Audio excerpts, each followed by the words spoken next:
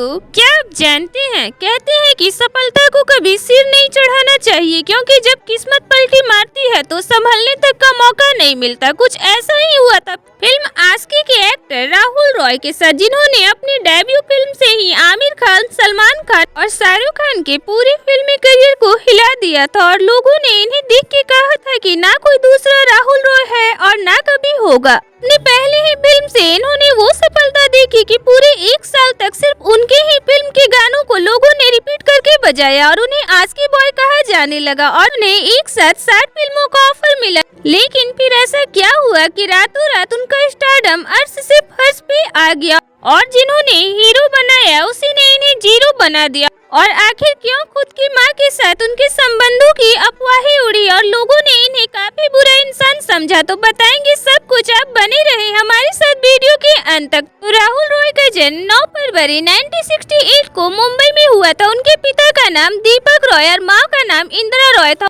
उनकी माँ मैगजीनों में आर्टिकल लिखा करती थी। तो राहुल रॉय की बचपन से फिल्मों में कोई दिलचस्पी नहीं थी, लेकिन वो मॉडल बनना चाहते थे, इसलिए उन्होंने कॉलेज बीच में ही छोड़ दी थी और मॉडलिंग में अपना करियर बनाने के लिए वो निकल पड़े थे। भी उनकी माँ ने उन दिनों आर्टिकल लिखा जो रातों रात वायरल हो गया और हर किसी ने उस आर्टिकल की तारीफ की। और जब महेश भट्ट ने वो आर्टिकल पढ़ा तो वो तुरंत इंदिरा रॉय से मिले और इंदिरा रॉय के साथ महेश भट्ट की 20 मिनट की मीटिंग में इंदिरा रॉय ने उन्हें अपने बेटे राहुल रॉय की तस्वीर दिखा दी और फिर महेश भट्ट ने वादा किया कि वो राहुल को अपनी फिल्मों में जरूर लेंगे। उसके बाद महेश भट्ट ने राहुल रॉय को अपने घर बुलाया और फिल्म की कहानी सुनाई और फिर सिर्फ 4 से 5 मिनट की मुलाकात के बाद ही राहुल रॉय ने फिल्म के लिए हाँ कह दी, क्योंकि उनकी मां ने कहा था कि ये मौका हाथ से नहीं जाना चाहिए। और इस तरह राहुल रॉय को फिल्म आशिकी मिल गई। ये राहुल रॉय की पहली फिल्म थी। महेश भट्ट ने अन्नू अग्रवाल और राहुल रॉय दोनों नए चेहरे को लेकर फिल्म बनाई और इस फिल्म ने रिलीज होते ही कई रिकॉर्ड तोड़ दिए। साथ ही फिल्म आशिकी इतनी बड़ी हिट हुई कि इस फिल्म में काम करने वाले छोटे से छोटे कलाकार की भी जिंदगी बदल गई। साथ ही ये उस साल सबसे ज्यादा कमाई करने वाली फिल्म बन गई और इस फिल्म के गाने तो इतने हिट हुए कि मानो उस समय से लेकर आज तक लोग इसे बड़े शौक से सुनते हैं। और साथ ही इस फिल्म को करने के बाद राहुल रॉय की किस्मत चमक उठी और वो रातों रात स्टार बन गए, जिसके बाद फिर बड़े से बड़े निर्देशक राहुल रॉय के साथ काम करने के लिए सोचने लगे। उस समय राहुल रॉय नए थे और ऐसे में उन्हें एक साथ 60 फिल्मों का ऑफर मिल गया और राहुल ने उसमें से 49 फिल्में साइन कर लिया। फिर इनकी फिल्म सपने साजन के 1992 में आई। इस फिल्म में ये करिश्मा कपूर के साथ नजर आए और ये फिल्म भी हिट रही। साथ ही इस फिल्म के गाने भी सुपर हिट हुए। फिर साल 1993 में उनकी फिल्म आई फिर तेरी कहानी याद आई। इस फिल्म में उनके साथ महेश भट्ट की बेटी पूजा भट्ट नजर आई। इस फिल्म में राहुल रॉय ने एक फिल्म निर्देशक की भूमिका निभाई। जानकार बताते हैं कि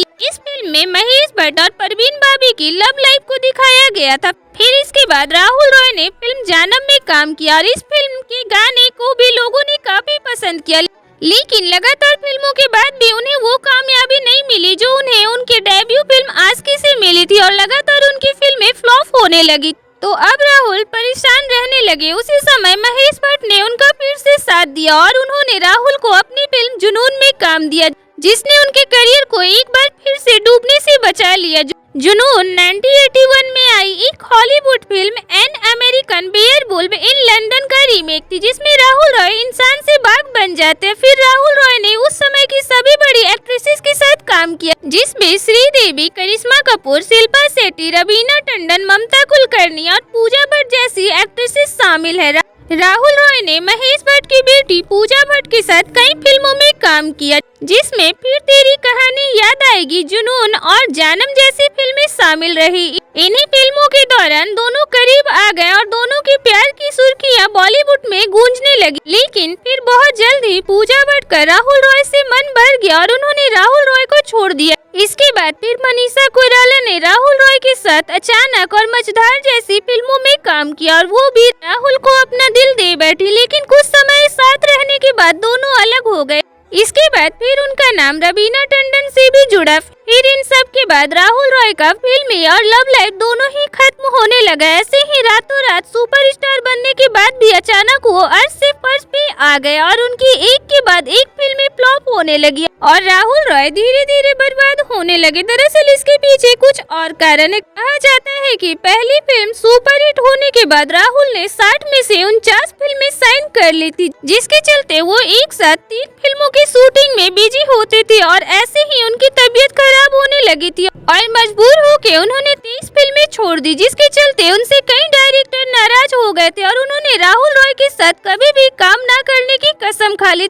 तो वहीं उसी समय उनकी लगातार 25 फिल्में फ्लॉप हो गई और उन्हें काम मिलना बंद हो गया था। ऐसे ही जल्दबाजी में कई फिल्में साइन कर लेना उनकी सबसे बड़ी गलती साबित हुई, जिसके चलते वो बर्बाद हो गए। जानकार बताते हैं कि यश चोपड़ा ने उनकी फिल्म जुनून देखने के बाद उन्हीं को ध्यान में रखकर फिल्म डर की कहानी लिखी थी और वो चाहते थे कि इस फिल्म में सन की विलेन का किरदार राहुल रॉय निभाए। लेकिन जब उन्होंने राहुल रॉय को फिल्म की कहानी सुनाई तो राहुल रॉय ने फिल्म करने से मना कर दिया और फिर बाद में शाहरुख खान ने इस किरदार को निभाया और ये किरदार कल्ट बन गया। राहुल रॉय को बाद में इस बात का अफसोस हुआ कि अगर वो इस फिल्म को कर लेते तो उनका करियर बच सकता था। आइए अब उनके साथ उनकी मां के विवादों पर नजर डालें। दरअसल एक बार वो अपने दोस्तों के साथ पार्टी करने के लिए एक रेस्टोरेंट में गए थे और पार्टी में ही राहुल रॉय अपनी मां की उम्र की महिला के साथ कपल डांस किया और शराब के नशे में धुत होकर वो सूट पार्टी का मजा लेते रहे कि उसके अगले दिन ही अखबार में ये खबर छप गई कि राहुल रॉय किसी उम्रदराज महिला के साथ रिलेशनशिप में है। ये अफवाह आग की तरह बॉलीवुड में फैल गई और लोगों ने बातें बनाना शुरू कर दिया कि राहुल रॉय अपनी मां के साथ ही संबंधों में है। बता दे इस पर राहुल रॉय ने नाराजगी जाहिर की थी और उन्होंने कहा था कि लोगों को कम से कम ये कंफर्म कर लेना चाहिए कि वो महिला कौन है। लेकिन उनके बयान से पहले ही ये खबर आग की तरह बॉलीवुड में फैल गई थी और इसका उनकी इमेज पे काफी बुरा असर पड़ा और लोगों ने उन्हें परवरिश का बुरा नतीजा तक कह दिया और धीरे धीरे लोग उन्हें नापसंद करने लगे। फिर फिल्मों में अपने करियर को बर्बाद होता हुआ देख और आलोचनाओं की वजह से उन्होंने शादी करने का फैसला किया। फिर साल 2002 में उन्होंने राजलक्ष्मी खानविलकर से शादी रचा ली और शादी के बाद वो ऑस्ट्रेलिया चले गए और ऐसे ही वो बॉलीवुड से एकदम दूर हो गए। फिर राहुल रॉय ने खुद की कुछ फिल्मों का निर्माण किया जो थी ऐलान फिल्म, लेकिन उनकी कंपनी भी डूब गई और वो पूरी तरह से बर्बाद हो गए। फिर